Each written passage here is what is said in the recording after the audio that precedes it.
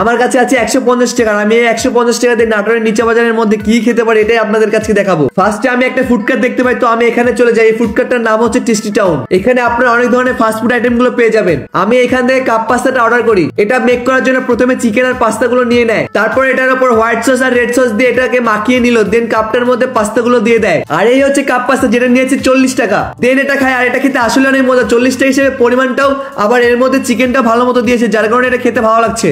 আর এখন আমার কাছে আছে 110 টাকা।